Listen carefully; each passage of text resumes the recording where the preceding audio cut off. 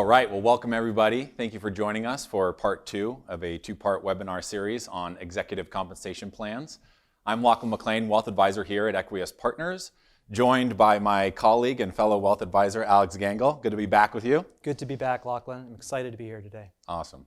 Well, today what we're going to talk about in our second part of the series is how to properly value your executive compensation plans. In part 1, what we really focused on was understanding what you hold, why holding a singular stock position is probably a risky bet, why you should divest and diversify those holdings. And so today we're going to get a lot more into the minutia, how to value those plans. Exactly.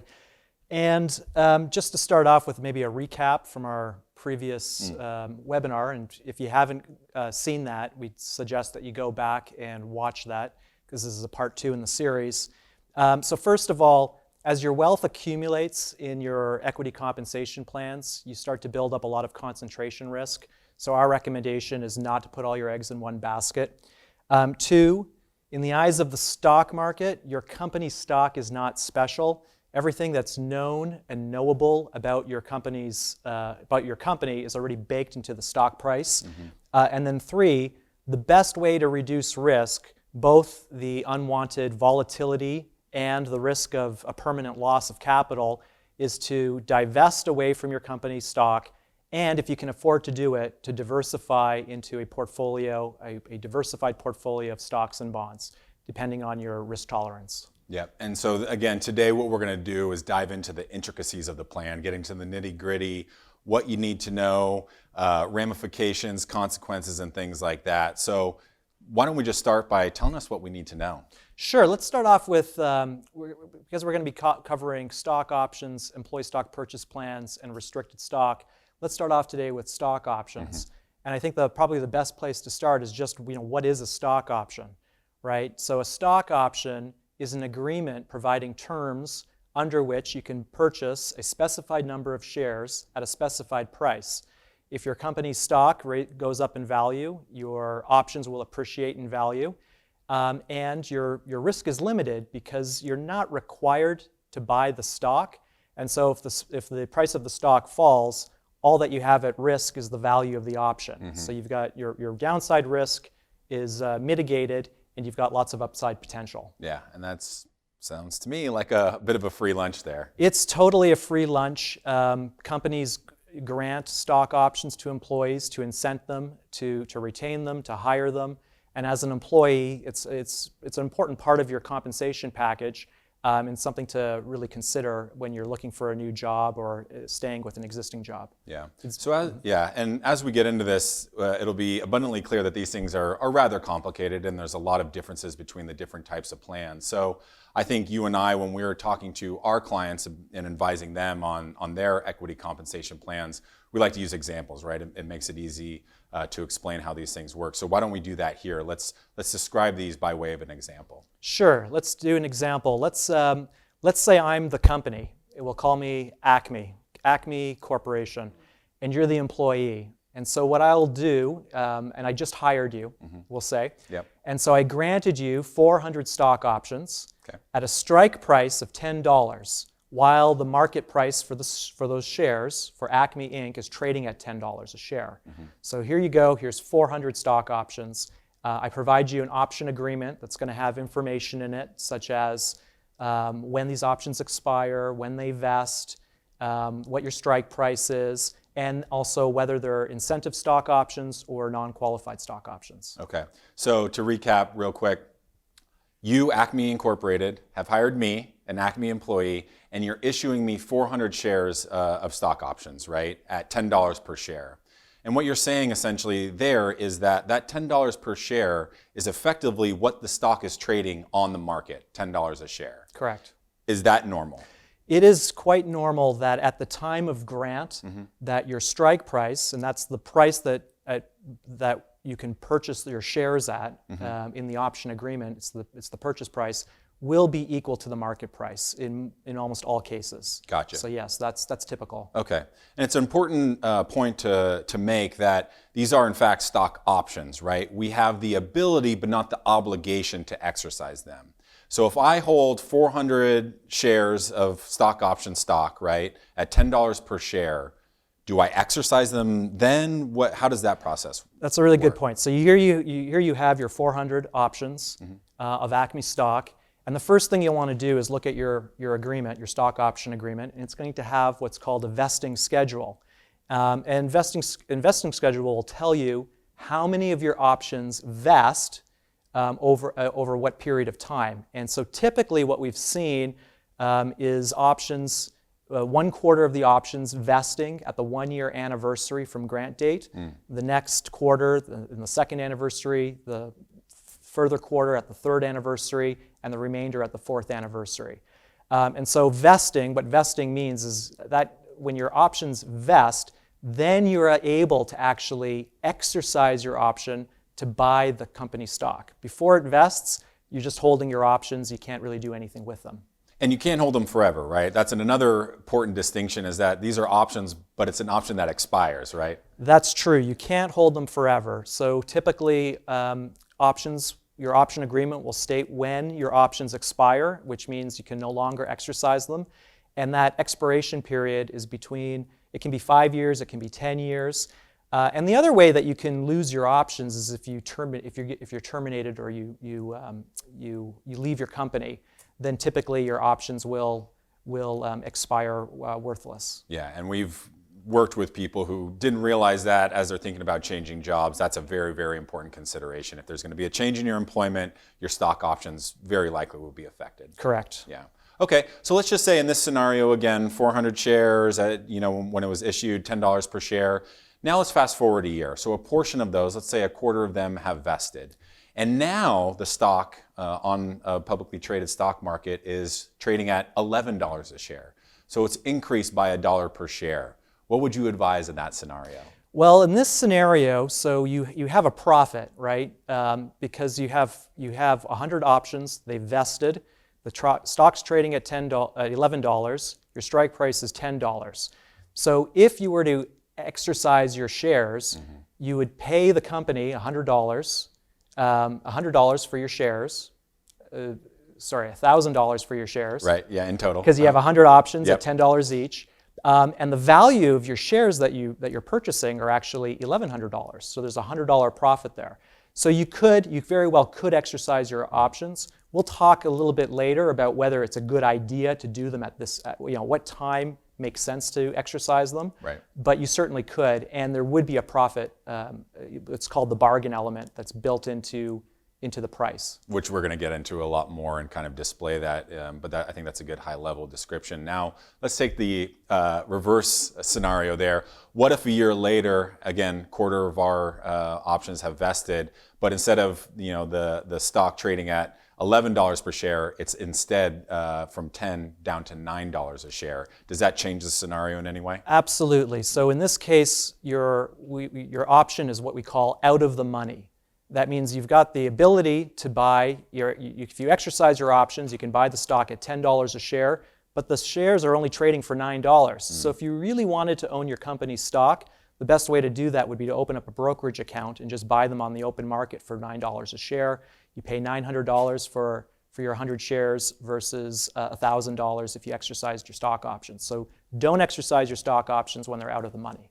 And I'll introduce two terms that we're going to get into more: in the money and out of the money, right? And that's essentially what you're talking about. If the stock is trading on the market above the issue price, then you're in the money. If it's below, you're out of the money, and that becomes really important in determining what we do and when.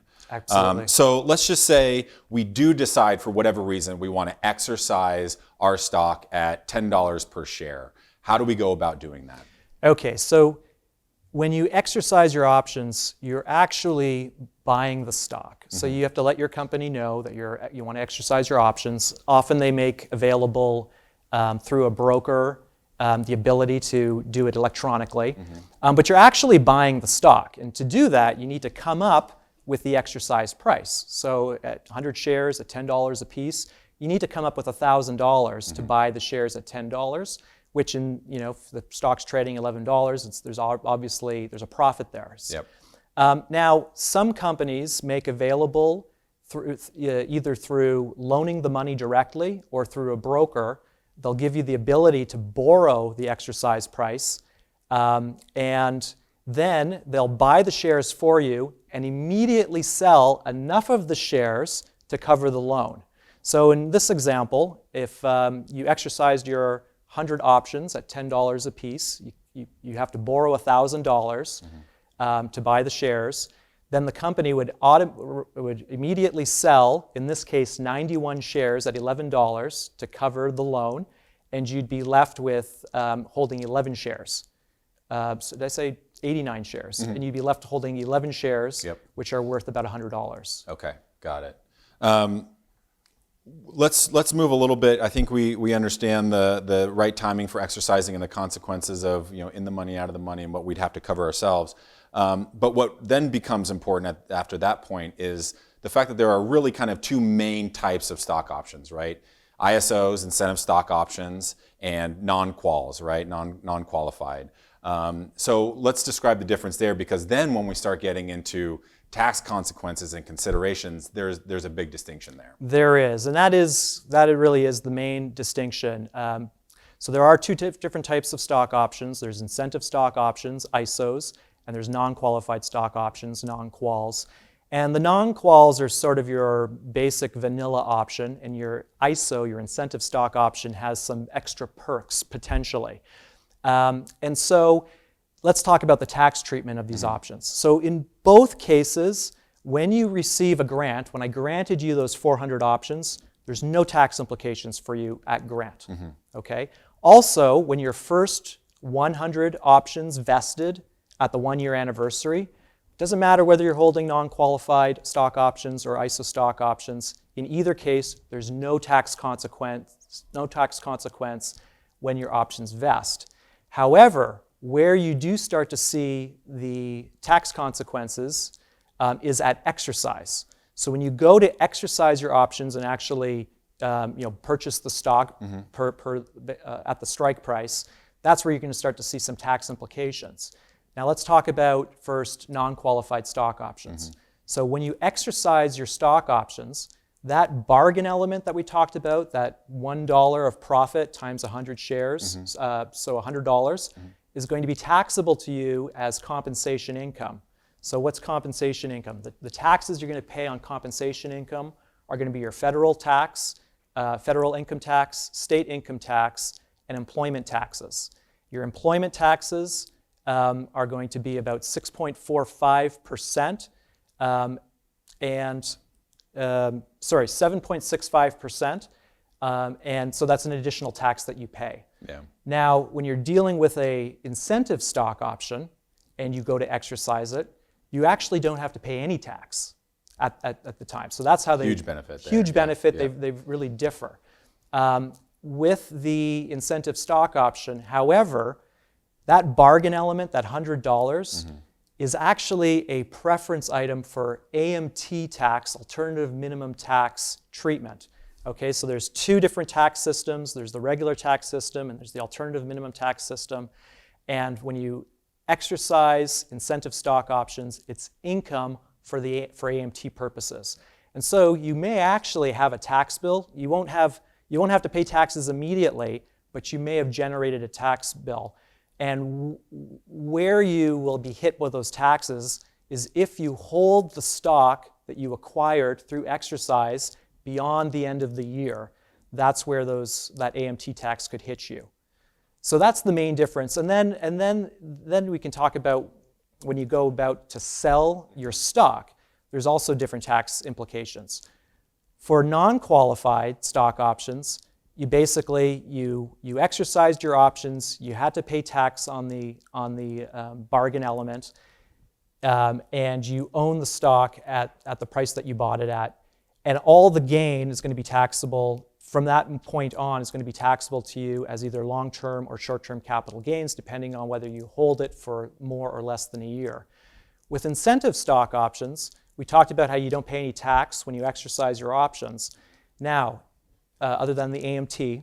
Now, if you hold your incentive stock options, and here's the incentive part, if you hold them for 2 years from grant date and 1 year from exercise date, all of your gain, even that bargain element, will be taxable to you at preferential capital gains rates, long-term capital gains rates, which are going to be lower than being taxed as compensation income. You won't have to pay the employment taxes, and typically your long-term capital gains rates are lower than ordinary income tax rates.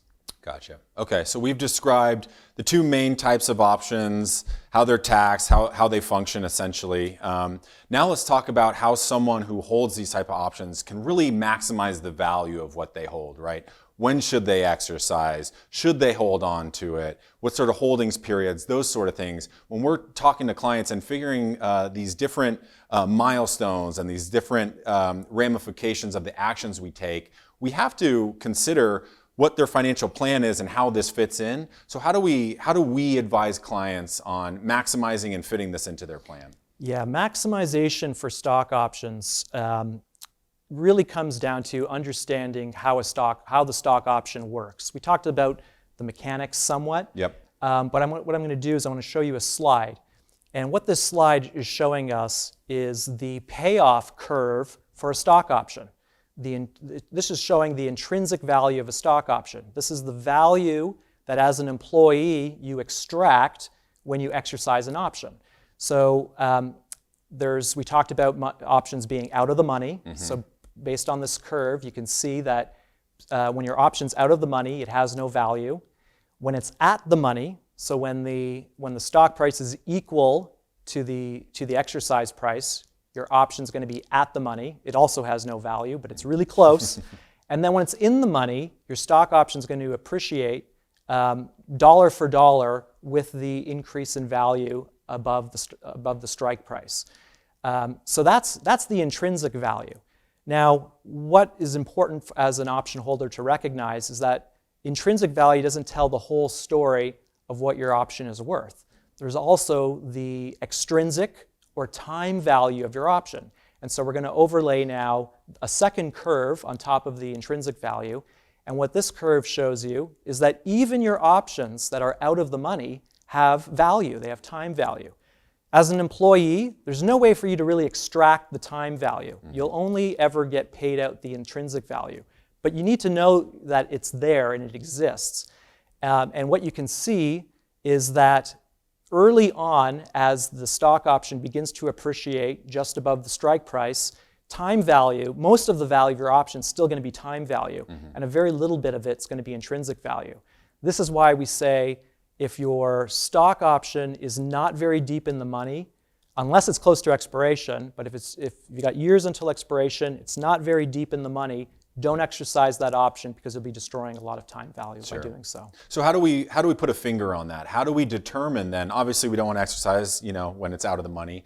But if we're a little bit in the money, or how do we quantify when is the right time to actually exercise? That's a great question. So there's a variety of ways to do it, but what you need to do is figure out what is the value of your option. And to do that, you would use a Black-Scholes option pricing model. And the inputs into a Black-Scholes model is going to be the price of the stock, there's going to be the prevailing interest rate, there's going to be the volatility of your stock, and then there's going to be the expiration date. So these are the inputs that go into this fancy formula that basically spits out and will tell you, what the true value of your option is. You know what your intrinsic value is because it's just the gain above the strike price. Right. And so if you subtract the total value of your option minus the intrinsic value, mm-hmm. you get the time value, okay? And so there's a ratio called the insight ratio. And this is a measure of how much intrinsic value your option has relative to the total value. Mm. So what you can do using the Black-Scholes models, you can say, well, I only want to exercise my options when the intrinsic value is at least, say, 90% of the value of the option. So you calculate the Black-Scholes, tells you the value of the option, and if the intrinsic value is 90% of the total value, maybe that's a good option that's ripe for exercising. Awesome. All right, so let's switch gears a little bit to another form of equity compensation plans, and that's employee stock purchase plans, ESPPs, and the vesting of restricted stock units and restricted stock. Describe those for us. Sure. So with an employee stock purchase plan, that's a plan that it's an employee benefit that the employer makes available to employees.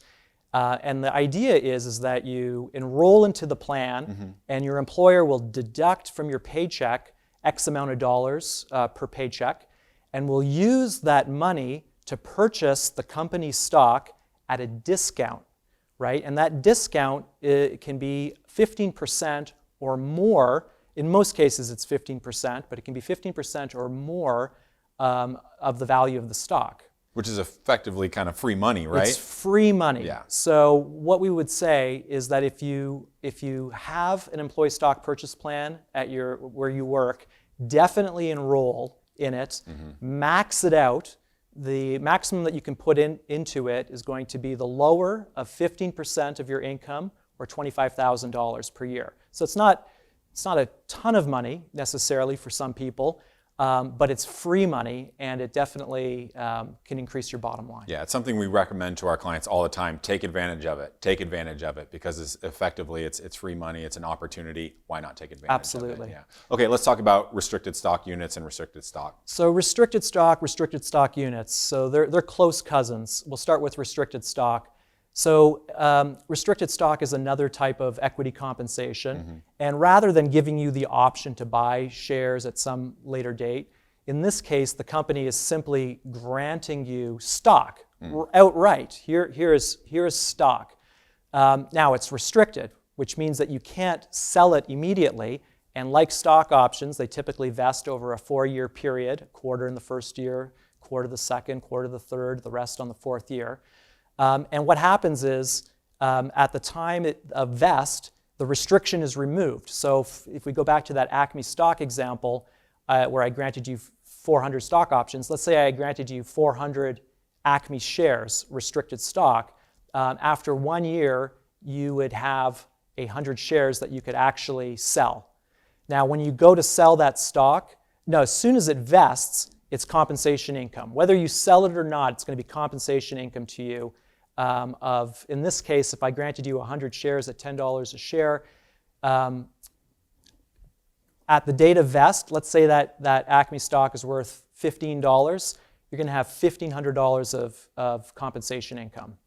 Gotcha. Right off the bat. Okay, so definitely a big consideration there. Big consideration. Okay, so let's tie this video, this part 2, into part 1 a little bit here. Let's say we're speaking to people who have participated in their company's equity compensation plan, whether it's through stock options, grants, restricted stock units, employee stock purchase plans, or any of the other forms. And these viewers recognize, again, based off our messaging from the first video, that they hold a very concentrated position in their company's stock. And that's a risk that they recognize puts their future net worth at risk, right?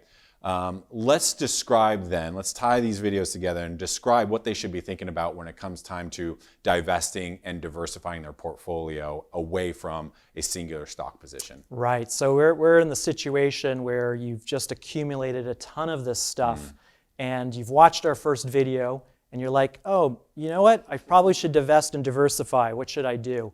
What should I exercise, or what should I sell first? Yep.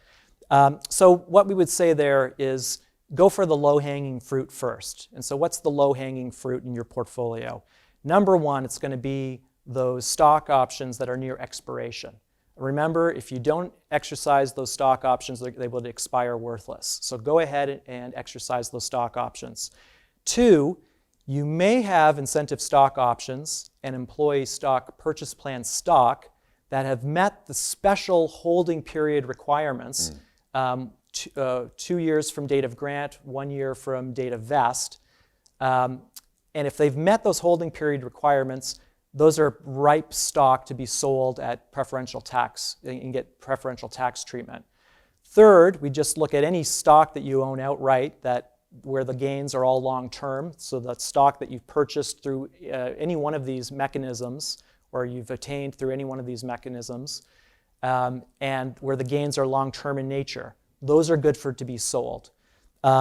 Next, if you've worked through all of that, you can look at your stock options. We talked about having an insight ratio, leaving as little time value as possible, but not getting greedy. And so stock options that are deep in the money, that have an insight ratio of 80, 85%, 90%, where you're only leaving maybe 10, 15% of time value on the table, those are good grants to look at exercising. And so if you clear all that, if you clear all of those different positions away, what are you left with at the end of the day?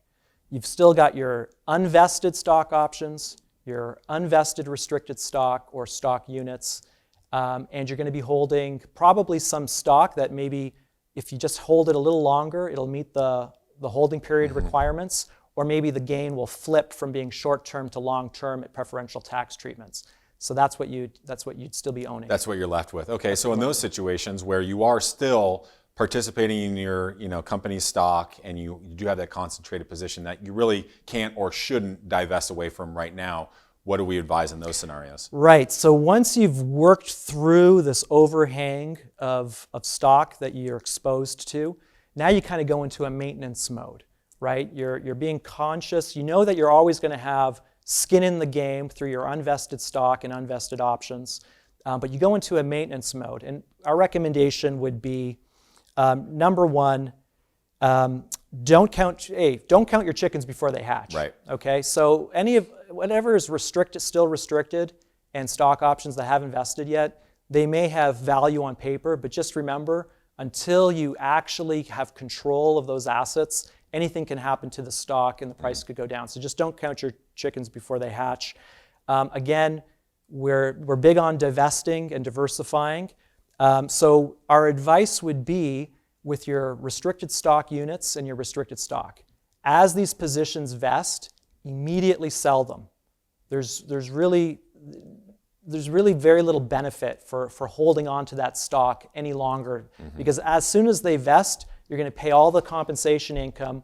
You're going to set the basis, the cost basis of the stock is going to be equal to the market price. There's going to be no additional tax implications for selling that stock immediately. You've already paid the piper through the compensation tax that you had to pay. Next, your employee stock purchase plan.